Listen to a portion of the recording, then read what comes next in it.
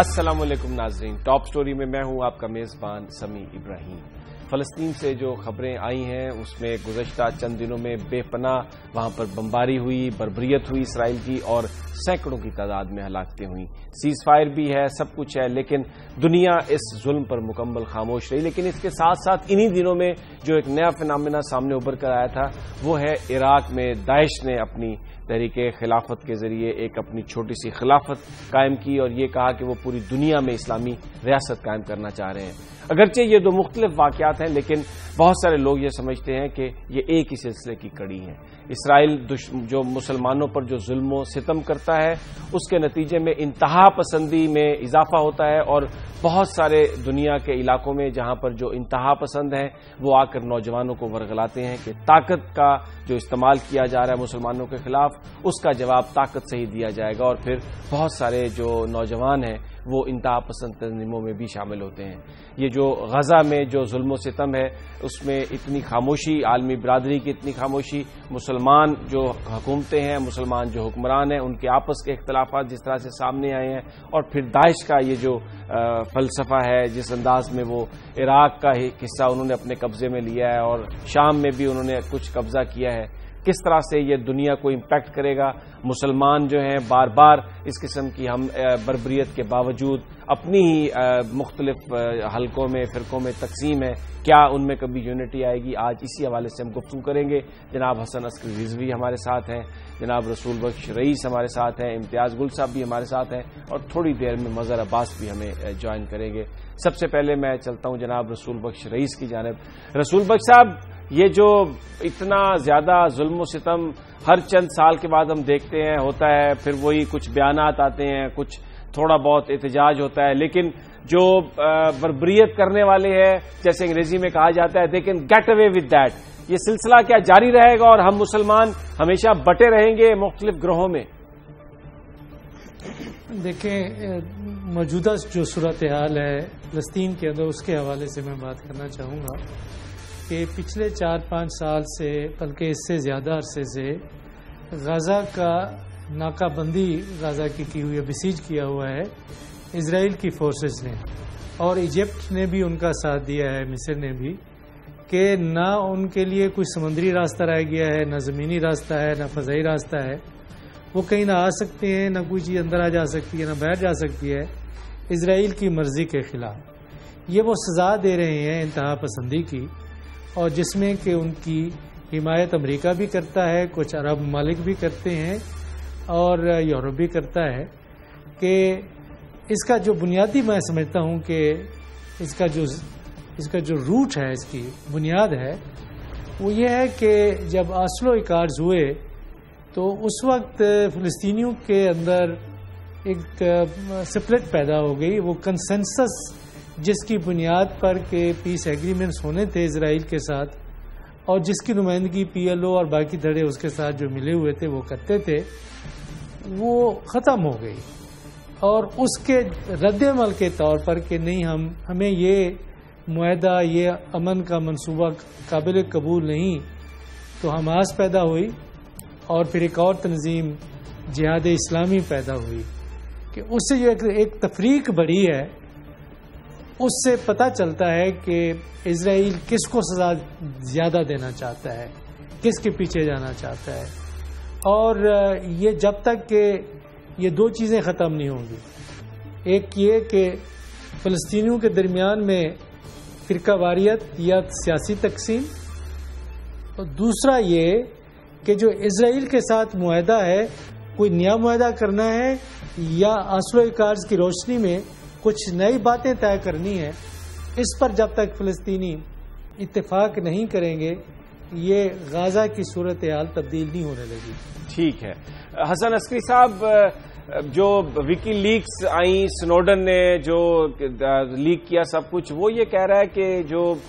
تحریک خلافت جو ہے داعش، اس کے جو سربراہ ہیں ابو بکر البغدادی، یہ بیسیکلی ان کی بھی ٹریننگ موساد نے کی ہے، اور پھر یہ جو ایک اسپیکولیشن ہے کہ اسرائیل ایک طرف مسلمانوں پر ظلم کرتا ہے اور دوسری جانب اسی کے اپنے ٹرینڈ آدمی اس قسم کا اعلان کرتے ہیں ریاست بنانے کا، تو پھر جیسے وہ ایک پرانی تھیوری ہے کہ سرکار میں بھی آپ، اپوزیشن میں بھی آپ، ہر چیز کو آپ اپنی مرضی سے آگے چلاتے ہیں. آپ اس تھیوری کو یا اسپیکولیشن یا اس قیاس آرائی کو مانتے ہیں؟ دیکھیے اس قسم کے تصورات ہمارے ہاں موجود تو ہیں، بہت سے لوگ گفتگو بھی کرتے ہیں، کہتے بھی ہیں. بنیادی طور پہ تصور یہ ہے کہ ایک کانسپریسی ہے کہ دنیا میں ایک سوئچ بورڈ پہ امریکہ بیٹھا ہے، اسرائیل بیٹھا ہے، اور وہ عالمی دنیا میں اور خصوصاً مسلم ممالک میں جو ہیں وہ مینوپولیشن کرتے رہتے ہیں. لیکن اس کے علاوہ آپ کو یہ بھی دیکھنا چاہیے کہ مسلمان ممالک ماشاء اللہ خود بڑے خود کفیل ہیں آپس میں لڑنے کے لیے، باہمی تضادات کے لیے. دو قسم کے کانفلکٹ مسلم دنیا میں موجود ہیں. ایک تو ریاستوں کے باہمی کانفلکٹس ہیں. مڈل ایسٹ دیکھیں نا، جب سے ریاستی نظام فرسٹ ورلڈ وار کے بعد مڈل ایسٹ میں آیا ہے، وہاں ہم نے ریاستوں کے ڈائنسٹک کانفلکٹ، آئیڈیولوجیکل کانفلکٹ دیکھے ہیں. اب بھی ریاستوں کے جھگڑے ہیں نظریاتی اور سیاسی بنیادوں پر، بادشاہتوں کی بنیادوں پر. اس کے علاوہ اب جو فرق یہ پڑا ہے کہ کچھ نان اسٹیٹ موومنٹس چلی ہیں، اور نان اسٹیٹ موومنٹس کا مسئلہ یہ بن گیا ہے، چاہے ان کو باہر سے سپورٹ ہو یا نہ ہو، کہ ایک طرف وہ حکومت وقت سے لڑتی ہیں، اس ملک کی حکومت سے لڑتی ہیں کیونکہ وہ سمجھتے ہیں غیر اسلامی ہے. دوسرا یہ ہے کہ یہ تحریکیں آپس میں بھی لڑتی ہیں کیونکہ مسلمان دنیا میں ایک کانفلکٹ تو یہ ہے کہ اسلام کا اور ویسٹ کا کانفلکٹ کی بات کی جاتی ہے. دوسرا کانفلکٹ یہ ہے کہ ود ان اسلامک ورلڈ جھگڑا یہ ہے کہ صحیح اسلام کو کون ریپرزینٹ کرتا ہے، کون صحیح اسلام کو پیش کر سکتا ہے، کس کا اسلام درست ہے، اور اس کے لیے قوت کا جو استعمال کیا جاتا ہے اس سے یہ صورتحال جو ہے وہ خراب ہوئی ہے. تو ظاہر ہے بڑی قوتیں سچویشن کو ایکسپلائٹ کریں گی، لیکن ہمیں اپنے گریبان میں بھی منہ ڈال کے دیکھنا چاہیے کہ ہم پہ بھی کچھ ذمہ داریاں آتی ہیں کہ ہم کیوں ایکسپلائٹ ہوتے ہیں، کیوں موقع دیتے ہیں کہ یہ بڑی قوتیں جو ہیں اپنا فائدہ اٹھائیں. امتیاز گل صاحب، ماضی پر ہم نظر ڈالیں تو یہ جو سارے انتہا پسند ہیں ان کو ہم استعمال کیا ہے ہم نے مغربی طاقتوں کے کہنے پر، پھر کبھی ان کی ڈی بریفنگ نہیں ہوئی، اور بہت سارے لوگ یہ سمجھتے ہیں کہ جو خاص طور پر ہمارا خطہ ہے یہاں پر جو ہم ملیٹنٹ تنظیموں کی وجہ سے جس کا آج ہم نشانہ اور شکار بنے ہوئے ہیں، یہ 80 کی دہائی میں جب سوویت یونین کے خلاف امریکہ نے ایک سو کالڈ جہاد کا اعلان کروایا تھا مسلمانوں سے، یہ سب اسی کا شاخ خزانہ ہے. تو ڈی بریفنگ تو ہو نہیں رہی، ملیٹنٹس گروپس موجود ہیں، تو صورتحال میں تبدیلی کیسے آئے گی؟ دیکھیے سمیع، تو بہت ساری کتابوں میں بھی اس کا ذکر آ چکا ہے. ایک بڑی مشہور کتاب ہے ڈیولز گیمز، اس کے علاوہ کنفیشنز آف این اکنامک ہٹ مین. تو ان کتابوں میں بنیادی طور پہ اس بات کا اعادہ کیا گیا کہ کس طرح امریکی حکومت نے، امریکی انٹیلیجنس ایجنسی نے الفتح تنظیم کو مثال کے طور پہ تقسیم کیا اور حماس کی حمایت کی، اور باقاعدہ جو اسرائیلی ایجنٹس تھے وہ اس میں سرگرم رہے. اسی طرح جو مجاہدین پیدا کیے گئے سوویت یونین کے خلاف، اس کے حوالے سے بھی آپ نے بھی پڑھا ہوگا، چارلز ولسن جو وہاں کے ایک سینیٹر تھا امریکہ کا، چارلیز وارز بھی کتاب بھی آئی، گھوسٹ وارز ایک اور کتاب آئی، اس میں بھی ذکر کیا گیا کہ کس طرح CIA نے فنڈنگ فراہم کی اور پاکستان جیسے ملک کو ایک اعلی کار کے طور پہ لانچنگ پیڈ کے طور پہ استعمال کیا. اب افسوس کی بات یہ ہے کہ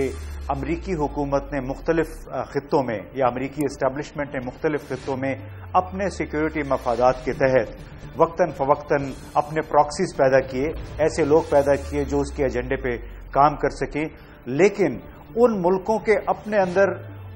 ان پراکسیز سے نجات حاصل نہیں کی جا سکی، بلکہ ان پراکسیز کو پاکستان نے یا ایران نے اپنے مقاصد کے لیے مزید استعمال کیا، اور اس کی وجہ سے ان ملکوں کے اپنے اندر اتنی خلفشار پیدا ہوئی ہے جو ہم پاکستان میں آج کل دیکھ رہے ہیں. سارا شاخسانہ 1979 کے بعد جس طرح سوویت یونین کے خلاف یہ جہاد کا آغاز کیا گیا CIA کی اور ISI کی سربراہی میں، تو وہ آپ کی بات بالکل ٹھیک ہے کہ ڈی بریفنگ نہیں ہوئی، اور اس کے ساتھ ساتھ انہوں نے اس کو ختم کرنے کی بھی کوشش نہیں کی، بلکہ الٹا اس کو مزید توانائی بخشی اپنے مقاصد کے لیے استعمال کرنے کے لیے. تو اب آپ دیکھیں پھر جس طرح سے کانفلکٹ بڑا ہے کہ حماس، حزب اللہ، شام، اس کو ایران کی حمایت حاصل ہے، اور داعش اور ISIS جو ہے، یا اس قسم کی اور بہت ساری تنظیمیں کہا جاتا ہے کہ اب یہ بھی ایک سعودی عرب اور امریکی ایک آشیرواد سے یہ آئی ہیں سامنے تاکہ ایران کا کسی نہ کسی طریقے سے اس کو کنفرنٹ کیا جا سکے. تو ظاہر ہے اگر جب ایسے حالات ہوں گے اور خود اسلامی دنیا جیسے عسکری صاحب نے بھی کہا کہ آپس میں بٹی ہوئی ہے، فلسطینی خود بٹے ہوئے الفتح اور حماس میں، اور حماس نے ایک ایسی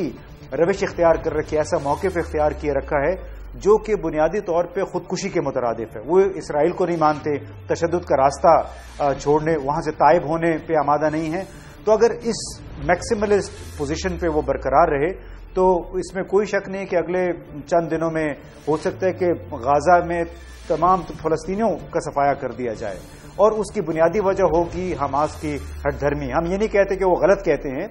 لیکن آپ کو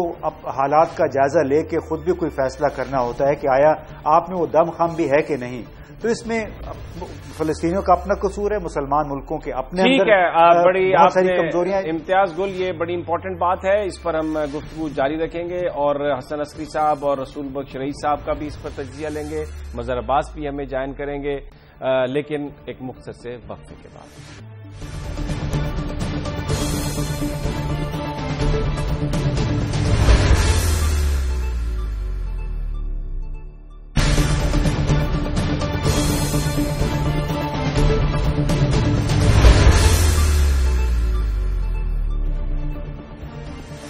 ویلکم بیک. غزہ میں جو ظلم اور بربریت کی ایک نئی داستان لکھی ہے اسرائیل نے. بہت سارے لوگ یہ سمجھتے ہیں کہ جہاں جہاں یہ خبریں جا رہی ہیں جو مسلمان ہلاکتے ہیں، جو ظلم و ستم ہے، جہاں جہاں تصویریں جا رہی ہیں مسلمانوں کے جذبات بھڑک رہے ہیں، اور وہ قوتیں جو نوجوانوں کے جذبات کو ایکسپلائٹ کرنا چاہتی ہیں انتہا پسندی کے روپ میں، ان کا کام آسان ہو رہا ہے. بریک پر جانے سے پہلے ہم بات کر رہے تھے حسن عسکری رضوی صاحب سے اور جناب رسول بخش رئیس صاحب سے اور امتیاز گل صاحب سے اسی معاملے پر. اب ہمیں مظہر عباس صاحب نے بھی جوائن کیا ہے، ان کی طرف چلتے ہیں. مظہر صاحب، ایک جو بات سامنے آئی کہ بہت ساری جو انتہا پسند تنظیمیں ماضی میں بنتی رہی ہیں، ان کو دنیا کی جو سپر پاورز ہیں وہ سپورٹ کرتی تھیں اپنے مقاصد کے لیے، اپنے مقاصد کے حصول کے لیے، اور ہم ان کا اعلی کار بنتے رہے. ان تنظیموں کی، ان ملیٹنٹس کی ڈی بریفنگ بھی نہیں ہوئی، اور اب صورتحال یہ ہے کہ جہاں کہیں بھی کچھ ہوتا ہے ہم کسی نہ کسی سپر پاور کو اس کا مورد الزام ٹھہرا دیتے ہیں. کب تک یہ سلسلہ جاری رہے گا؟ کب تک یہ ہم اسی طرح کام کرتے رہیں گے اور اپنے گریبان میں جھانک کر نہیں دیکھیں گے؟ کیا کہتے ہیں آپ؟ دیکھیے سمی، اس میں دو چیزیں ہیں جو مجھے نظر آتی ہیں. اگر ہم پچھلے 30 40 50 سال کا جائزہ لیں تو اس میں بہت واضح طور پہ نظر آتی ہیں کہ جو بہت سے ممالک میں پاپولر اپ رائزنگ نظر آتی ہے ہمیں، جن کو دبانے کے لیے جو ہے ریاستیں جو ہیں وہ سپر پاورز کا سہارا لیتی رہی ہیں. ایک زمانے میں کمیونزم کا جب رائز ہو رہا تھا تو اس کو دبانے کے لیے امریکہ نے مختلف ملکوں کو سپورٹ کیا. اسی طریقے سے روس نے امریکہ کے تسلط میں جو مملکتیں تھیں ان کو اسی طریقے سے تقسیم کرنے کی کوشش کی. لیکن دونوں صورتوں میں ہم یہ بھول گئے کہ آپ کی جو گراؤنڈ ریئلٹیز ہیں وہ بڑی مختلف ہیں، اور ہم نے کبھی بھی ان عناصر کو جن کو ہم نے اپنے مقاصد کے لیے استعمال کیا، ان مقاصد کو جب حاصل کر لیا گیا تو اس کے بعد ان کو بے یار و مددگار چھوڑ دیا گیا. اس کی سب سے بڑی مثال آپ کو خود پاکستان کے اندر ملتی ہے. جب 80 کی دہائی میں ہم نے جہاد افغانستان کا نعرہ لگایا اور ہزاروں کی تعداد میں ہم نے غیر ملکیوں کو یہاں بلایا جو مسلم ممالک سے لوگ تھے، اور اس کے بعد جب وہ مقاصد حاصل ہو گئے تو ان میں سے کسی ملک نے اپنے ان شہریوں کو واپس لینے سے انکار کر دیا، چاہے وہ مصر ہو، چاہے وہ جارڈن ہو، چاہے وہ فلسطین ہو. جتنے بھی لوگ تھے انہوں نے اپنے ان شہریوں کو واپس لینے سے انکار کر دیا، اور اس کا نتیجہ یہ ہوا کہ وہ 50-60 ہزار جو لوگ تھے وہ پاکستان میں ہی سیٹلڈ ہو گئے. اور اس کے بعد اس وقت کی ریاست نے، اس وقت کی ہماری حکومتوں نے ان کے بارے میں کوئی بھی پالیسی نہیں بنائی. اس کا نتیجہ یہ ہوا کہ پھر مختلف گروپ جو ہے وہ تشکیل پا گئے، اور وہ اپنے اپنے لحاظ سے انہوں نے جو بھی جہاد کا ان کی ڈیفینیشن تھی اس کے لحاظ سے جہاد شروع کر دیا، اور وہ پھر اب گلوبل جہاد بن گیا. اور اسی طریقے سے آپ پورے مڈل ایسٹ میں اٹھا کے دیکھ لیں، چاہے وہ پیلسٹائن ہو، چاہے وہ لبنان ہو، چاہے وہ لیبیا ہو، چاہے وہ شام ہو، ادھر ایسے گروہ تشکیل پاتے رہے اور جن کو ریاستیں جو ہیں وہ نظر انداز کرتی رہیں، اور اس کا نتیجہ یہ ہوا کہ آج وہ گروہ اتنے پاورفل ہو گئے کہ ہمیں پورے عالم اسلام میں دو چیزیں نظر آ رہی ہیں، ایک ریاست کے اندر ریاست کے خلاف جنگ، اور دوسری جو حکومتیں ہیں جس میں عرب ممالک میں خاص طور پہ وہ اپنے آپ کو انتہائی غیر محفوظ فیل کر رہے ہیں، اور ان کا زیادہ خوف جو ہے وہ ریاست کے اندر ریاستی عناصر سے ہے، نہ کہ باہر کی آنے والی پاور سے۔ تو اس کے لیے آپ کو اس وقت عالم اسلام بالکل تقسیم نظر آئے گا۔ آپ دیکھ لیں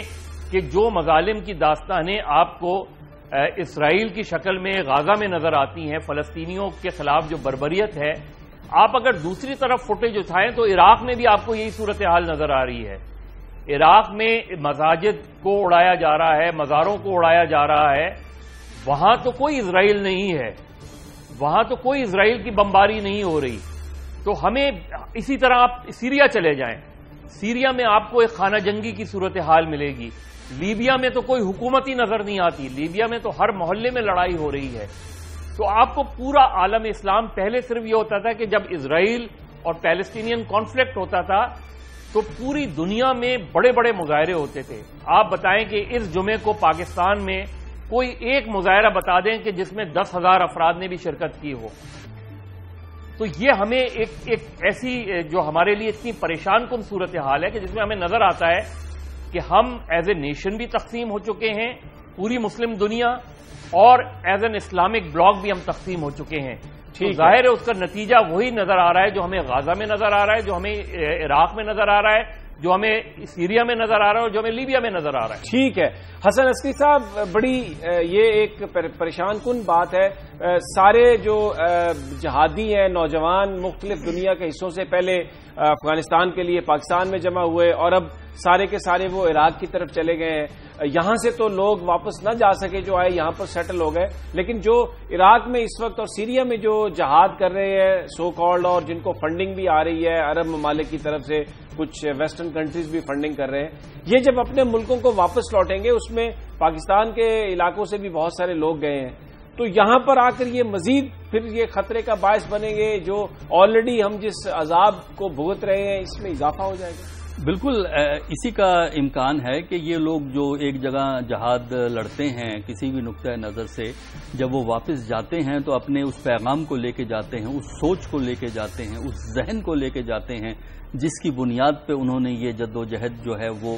شروع کی ہوتی ہے۔ اور یہ مسئلہ جو ہے اس وقت تک حل نہیں ہوگا جب تک مسلمان ریاستیں جو ہیں 21ویں صدی کی بین الاقوامی سیاست کی حقیقتوں کو نہیں سمجھیں گے۔ اس کے لیے بنیادی ضرورت آپ کی یہ ہوتی ہے کہ ملک کی اقتصادی صورتحال کیا ہے، اور اقتصادی طور پر بین الاقوامی نظام میں آپ کا ملک کس حد تک ریلیونٹ ہے۔ جب تک آپ اندرونی سٹرینتھ نہیں ڈیولپ کرتے، اس قسم کے گروپس کو کنٹرول نہیں کرتے اور حکومتیں اپنی مصلحت کو نہیں چھوڑتی، یہ مسائل جو ہیں رہیں گے۔ دوسرا یہ ہے کہ انٹرنیشنل آئسولیشن میں رہ کر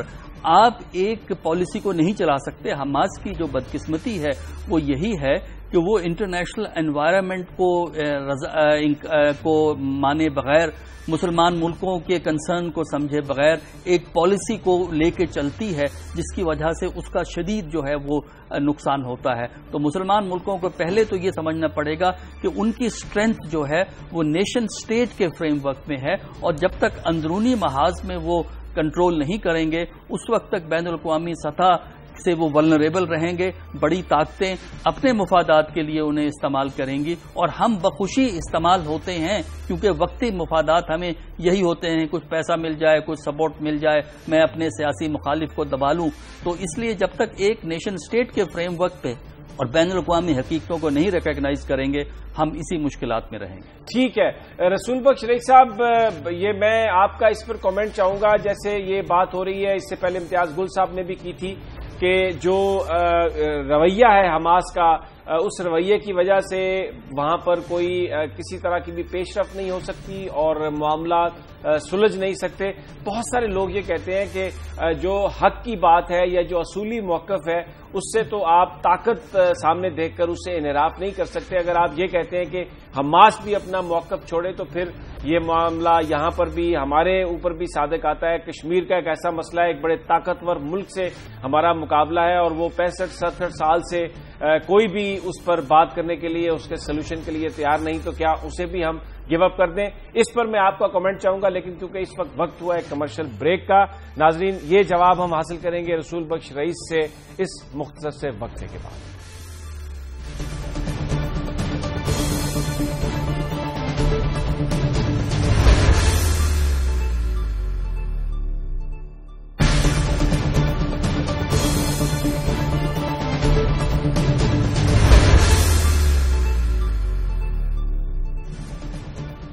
ویلکم بیک.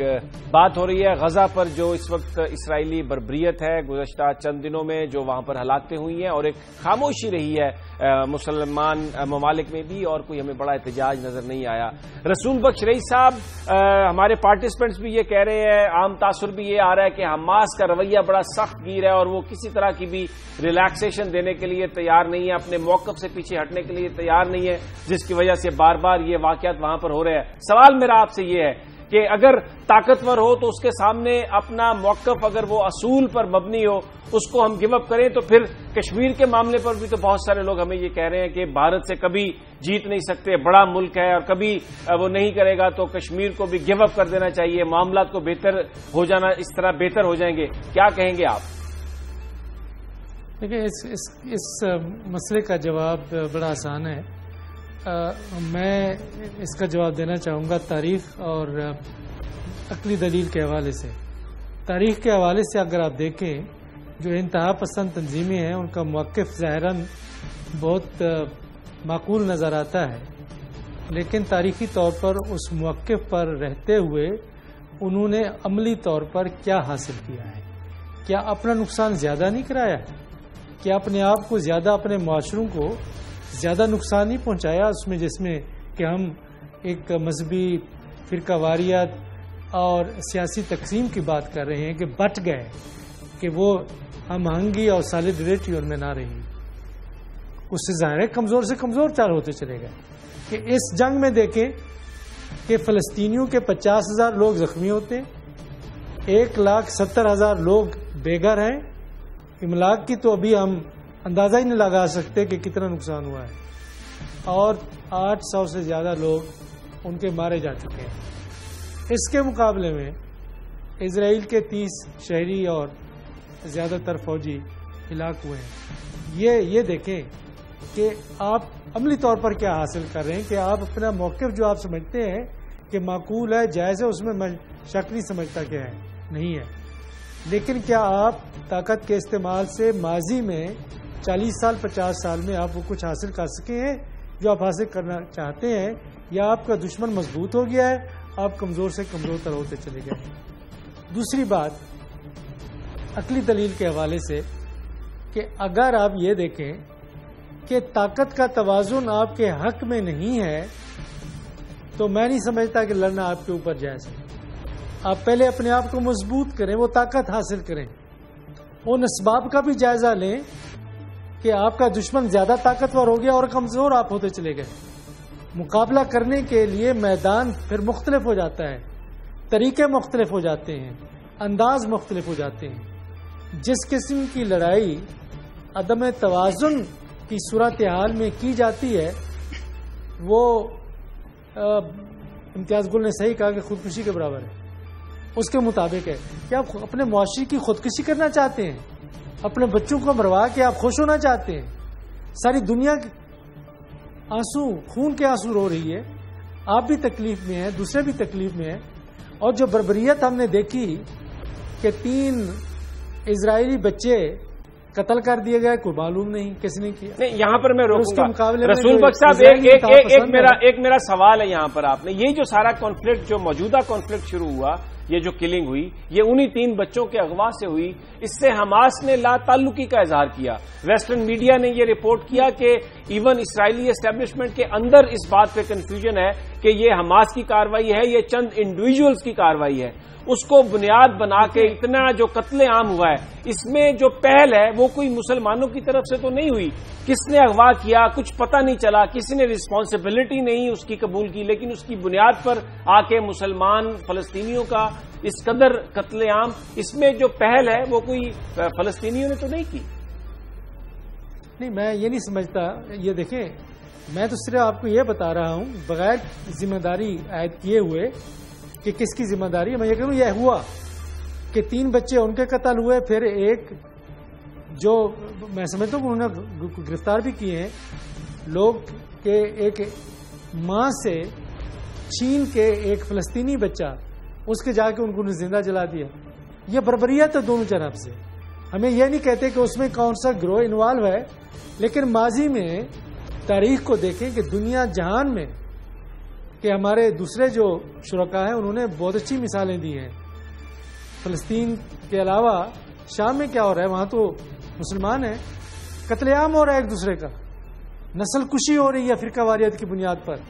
اسی بڑی بربریت اور ظلم اور مسلمانوں کے خلاف مسلمانوں کی جنگ نام نہاد مسلمانوں کی جنگ کی اس سے بدتر کوئی اور مثال مل سکتی ہے؟ افغانستان میں مسلمانوں نے مسلمانوں کو قتل کیا ہے، 30 سال سے یہی کچھ ہو رہا ہے. عراق میں یہی کچھ ہو رہا ہے. یہ دیکھیں، جب یہ اندر کے خلفشار ہیں اور اندر کی جنگیں ہیں اس سے مسلمان معاشرے کی بات کر رہے ہیں، وہ تو کمزور ہوتے چلے گئے ہیں. اور جو مظہر عباس نے بات کی ہے میں اس کی تائید کرتا ہوں، اور اس میں تھوڑا سا اضافہ کرنا چاہتا ہوں کہ جو انتہا پسند تنظیمیں ہیں جو ظاہراً ایک اصولی موقف اختیار کرتی ہیں اور ایک خاص خصوصی طور پہ ان کا جو نشانہ ہوتا ہے وہ نوجوان طبقہ ہوتا ہے، وہ جذباتی ہوتا ہے اور وہ پھر ان کی طرف بھاگ کے چلے جاتے ہیں، وہ اصل میں پلانٹڈ ہوتے ہیں. ہمیں ذرا غور کرنا چاہیے، دیکھنا چاہیے کہ ماضی میں تاریخ سے جب تک ہم سبق حاصل نہیں کریں گے کہ اسلام کا ہمیشہ سے لبادہ اوڑھ کر، اور کیونکہ اسلام ہمارا دین ہے، ہماری روح ہے، ہماری شناخت ہے، ہمارا سب کچھ ہے، اسی کا لبادہ جب اوڑھیں گے تو پھر ہم ذرا تھوڑا سا تصاور سے کام لیتے ہیں، غافل ہو جاتے ہیں کہ کیا یہ ہمارے لوگ ہیں یا کسی اور کے لیے کام کر رہے ہیں. ٹھیک ہے، یہ دیکھنا ہوگا کہ ماضی میں کس طریقے سے یہ انتہا پسند گروہ مسلمان معاشروں کو اندر سے ایک گھن کی طرح سے کھاتے رہے ہیں، تباہ کرتے رہے ہیں، اور اب بھی کر رہے ہیں. ٹھیک ہے، اور سادہ لوگ اس کا نشانہ بنتے ہیں، اس کے ساتھ بالکل چڑھ جاتے ہیں. بہت یہ بھی ایک آپ نے امپورٹنٹ بات کی ہے. ناظرین، یہاں پر ہم ایک بریک لیتے ہیں اور بریک کے بعد امتیاز گل صاحب سے پوچھیں گے کہ اس وقت جو خبریں آ رہی ہیں پاکستان کے جو نوجوان ہیں، پاکستان کی وہ یونیورسٹیز جن کے بارے میں کہا جاتا تھا کہ وہ بڑی لبرل یونیورسٹیز ہیں اور وہاں پر جو تعلیم ہے یا جو اسٹوڈنٹس ہیں ان کے بڑے لبرل خیالات ہیں، اب خبریں یہ ہیں کہ وہاں پر بھی بہت ہی انتہا پسندانہ سوچ ہے اور اکثریت جو نوجوانوں کی ہے وہ غالباً یہ سمجھتے ہیں کہ طاقت کے استعمال سے ہی معاملہ بہتر ہو سکتا ہے. اس پر بات کریں گے لیکن ایک مختصر سے وقت کے بعد.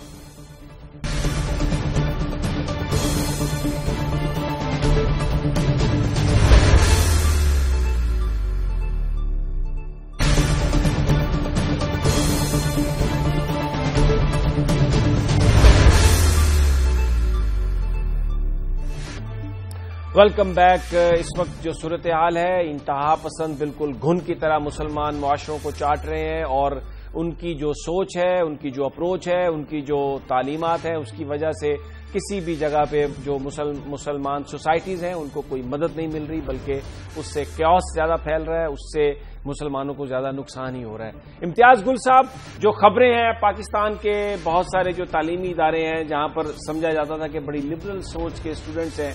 وہاں پر بھی یہ ہے کہ اب نوجوان جو ہیں وہ انتہا پسندی کی طرف مائل ہوتے جا رہے ہیں. یہ جو بین الاقوامی ساری صورتحال ہے، یہ اس کا اثر ہے؟ کیا ہمیں اس بات کا ادراک ہے؟ اس سے نکلنے کے لیے آپ دیکھتے ہیں کہیں کوئی حکمت عملی ہمارے حکمرانوں کی یا ہمارے ایلڈرز کی آپ کو نظر آتی ہے؟ देखिए समी, हिकमत अमली तो मैं नहीं समझता कि कहीं है। अगर आप ये देखिए आजकल मीडिया के जरिए रमज़ान के नाम पे, रमज़ानुल मुबारक के नाम पे जो कुछ हो रहा है, ये उसी पॉलिसी का शाखसाना है जो तकरीबन 35 साल कबल शुरू की गई अफगान जिहाद के नाम पे। इसमें सितम ज़रीफ़ी ये है कि जिस जज्बे से लोगों को सरशार किया गया, यानी जिहाद, उस जिहाद के लिए जो लोग आलाकार बने वो वाक़ईतन इस पे यकीन करते थे, अब भी करते हैं। और उनके नज़दीक जिहाद करने के लिए जिहाद सरहदों से आज़ाद है, यानी ट्रांस बॉर्डर है। अब सितम ज़रीफ़ी है कि ट्रांस बॉर्डर या बॉर्डर से आज़ाद एक नज़रिए पे पलने वाले लोग अब उन्हीं मुआशरों के लिए, जिन मुआशरों या जो ममालिक अपनी सरहदों की हिफाजत चाहते हैं, अंदरूनी खलिफशार से बचना चाहते हैं, उन लोगों का नैरेटिव अब गालिब होता जा रहा है। लोगों के अंदर वो ये सोच सरायत करती जा रही है कि अगर हमने यहाँ पे अमन और इस्तेहकाम और बराबरी हासिल करनी है तो हमें वो जो जिहाद का ओरिजिनल फलसफा था वो अपनाना होगा। उसकी वजह से भले आप नस चले जाएं या आप लम्स चले जाएं, किसी भी यूनिवर्सिटी में आपको यकीनन ऐसा तबका मिलेगा जिनके ख्याल में, जो कि खुद को, चाहे वो अखवानुल मुस्लिमीन है, चाहे वो अलकायदा है, चाहे हिज़्बुत तहरीर है, इन्हीं लोगों के ख्यालात से वो खुद को आहंग समझते हैं। और पाकिस्तान और इसी तरह के दूसरे मुआशरों के लिए मेरा ख्याल है एक बहुत एक खतरे की घंटी है। जब तक अरबाब इख्तियार ने इस हवाले से कोई ठोस और जामे हिकमत अमली इख्तियार न की तो ये बड़े एक तशवीशनाक सूरत हाल में तब्दील हो जाएगी मेरा ख्याल। ठीक है हसन अस्करी साहब, जो बाइडेन साहब ने ये फलसफा दिया था, एक स्कीम दी थी कि इराक को 3 हिस्सों में तकसीम कर दिया जाए, कुर्द इराक, सुन्नी इराक और शिया इराक, तब तो ये नहीं हुआ। लेकिन अब बाद में जो वहां पर अबू बकर अल बगदादी ने अपनी खिलाफत कायम की है, कुर्द अलहदा हो गए, सुन्नी जो एक स्टेट बीच में बनाने की कोशिश की जा रही है और शिया जो है वो एक तरफ उनको धकेल दिया जा रहा है, तो ये उनका ख्वाब तो ऐसा लग रहा है कि ये पूरा हो जाएगा। और इसी तरह अफगानिस्तान के हवाले से भी खबरें आ रही हैं कि वहां पर भी वो तकसीम चाहते हैं। इस पर कमेंट कीजिए। कहा जाता है कि पिछली सदी में जो तकसीम थी दुनिया की वो बरतानिया ने की और अब अमेरिका अपनी मर्जी से तकसीम करेगा क्योंकि आज की सुपर पावर वही है। देखिए बात यह है कि जो बरतानिया ने तकसीम की, एक तो तकसीम ये थी जो फर्स्ट वर्ल्ड वॉर के बाद जो कौमें हार गई थी उनकी तकसीम हुई है, मुसलमानों की तकसीम हुई है। उसके अलावा सेकेंड वर्ल्ड वॉर के बाद हमने डीकोलोनाइजेशन का प्रोसेस देखा है। अब आप जिस तकसीम की बात कर रहे हैं ये दोनों तकसीमों से मुख्तलिफ है, क्योंकि अगर ये जो तकसीमें जिनकी बात की जाती है एथनिक बेसिस पे, सेक्टेरियन बेसिस पे, अगर इसकी बुनियाद पर अमन आ जाए तो गालबन इन तकसीमों की आप सपोर्ट कर देंगे। इन तकसीमों से अमन नहीं आएगा बल्कि आपस की लड़ाइयां जो हैं वो बढ़ती हैं। इराक की जहां तक सूरत हाल का ताल्लुक है वो 3 बड़े ग्रोह तो मौजूद हैं, लेकिन बहुत से इराक के ऐसे इलाके हैं जो कि मिक्स्ड इलाके हैं, तो वहां पे एक आप जेनोसाइड की सिचुएशन को क्रिएट करके इसकी स्टेबिलिटी को थ्रेटन करेंगे और जिसका फॉल आउट इफेक्ट जो है वो तमाम के तमाम गल्फ स्टेट्स पे जाएगा। तो ये फार्मूला निहायत डेंजरस है। मजहर अब्बास साहब, कराची में आप बैठे हैं, वहां पर कहा जा रहा था तालिबानाइजेशन बहुत है और बड़ी एक इंतहा पसंदाना सोच है, मुख्तलिफ ग्रुप्स हैं। ये जो सारी सूरत हाल जो बन रही है मिडल ईस्ट में, मुसलमानों के अंदर एक बड़े जज्बात उभर रहे हैं, किस तरह से देखते हैं? इतने बड़ा हमारा शहर जो है, हमारी एडमिनिस्ट्रेशन वो जो एक जज्बात का लावा एक उबल रहा है हमारे नौजवानों में, उसको कंटेन कर सकेगी? देखिए सभी मुख्तसरन कराची जो है वो अब एक शहर नहीं रहा है और कराची के मुख्तलिफ शहरों में मुख्तलिफ कल्चर पाया जाता है। आप अगर डिस्ट्रिक्ट वेस्ट में जाएं तो आपको बिल्कुल एक अजीब व गरीब का और बहुत ही मुख्तलिफ कल्चर आपको नजर आएगा, जो बहुत ही मिक्स कल्चर है, जिसमें पश्तून डोमिनेटेड कल्चर भी आपको नजर आएगा, आपको अफगान कल्चर भी नजर आएगा। आप सोराब गोड चले जाएं तो वहां कुछ ऐसे इलाके हैं जो आपको मिनी अफगानिस्तान की शक्ल नजर आएगी, और बिल्कुल उससे हट के आप नाज़िमाबाद की तरफ चले जाएं तो आपको एकदम एक मिडिल क्लास कल्चर नजर आएगा, एक लिबरल कल्चर नजर आएगा। आप डिफेंस चले जाएं तो आपको एक बहुत ही पॉश कल्चर नजर आएगा। तो कराची मुख्तलिफ कल्चर्स में तकसीम हो चुका है और वहां अब उसी तरीके से उनका अपना हर जगह जो है अपना सिस्टम बना लिया है। यहां बाकायदा जो है वो इस तरह के जिरगे तक होते हैं। इससे हट के जो बुनियादी बात, जो हमारा बुनियादी डिस्कशन है, देखें चाहे वो हमास हो, अल फतह हो, हिजबुल्लाह हो, اور اس طرح کی دیگر تنظیمیں ہوں، یہ رد عمل کے طور پہ سامنے آئی ہیں، یہ ایز سچ کریٹ نہیں ہوئی ہیں، یہ ریئیکشنری فورسز ہیں، اور یہ ایک ایسے سسٹم کی وجہ سے آئی ہیں کہ جو بنیادی طور پہ انجسٹس سسٹم جو تھا، ہمیں انجسٹس کی بنیاد پہ یہ چیزیں نظر آتی ہیں ہم کو. آپ دیکھ لیں 9/11 کے بعد، اور یہ کوشچن میں نے ایک مرتبہ ہلری کلنٹن سے پوسٹ کیا تھا جب وہ پاکستان آئی تھی، کہ 9/11 کے بعد آپ نے ٹریلینز آف ڈالرز خرچ کیے ہیں دنیا میں وار آن ٹیرر کے نام سے. آپ یہ سمپلی بتا دیں کہ ٹیررزم جو ہے دنیا میں، دہشت گردی 9/11 کے بعد کم ہوئی ہے کہ بڑھی ہے امریکی پالیسیز کی وجہ سے. آپ جتنے ممالک دیکھیں جہاں ہمیں انریسٹ نظر آتا ہے، جہاں ہمیں انارکی نظر آتی ہے، اس میں کہیں نہ کہیں امریکن پالیسیز کا عمل دخل ہے. اس میں افغانستان لے لیں، عراق لے لیں، جتنے ممالک کی بات کریں ہیں، اور اب وہ انارکی کی سچویشنز ہے. مظہر اتنی بھی ہمیں فورسز نظر آتی ہیں، یہ ریئیکشن فورسز ہیں. مظہر آپ کی آؤٹ آف کنٹرول ہیں، وہ ہمیں انارکی بڑی اہم ہے کہ جتنی بھی فورسز نظر آتی ہیں وہ رد عمل کے طور پر ہیں، اور پھر 9/11 کے بعد دہشت گردی میں اضافہ ہوا دنیا میں. اور آپ کا یہ کہنا ہے کہ یقیناً ہمیں کہیں نہ کہیں امریکن پالیسی جو ہے وہ اس کی ہمیں ایک جھلک نظر آتی ہے جس نے صورتحال کو ایگریویٹ کیا. لیکن بہت سارے لوگ یہ سمجھتے ہیں کہ ہم اگر اپنے گریبان میں جھانک کر دیکھیں، اگر ہم لوگ صحیح ہو جائیں تو کوئی بھی بیرونی طاقت ہمیں استعمال نہیں کر سکتی. اگر ہم ایکسپیڈینسیز اور اپنے چھوٹے چھوٹے مفادات کو سامنے نہ رکھیں اور اصول کی بنیاد پر بات کریں تو کوئی ہمیں استعمال نہیں کر سکتا. ناظرین، یہ تھا اس ہفتے کا آخری پروگرام. سوموار کو پھر آپ سے ملاقات ہوگی، تب تک اجازت دیجیے. اللہ نے کے بعد.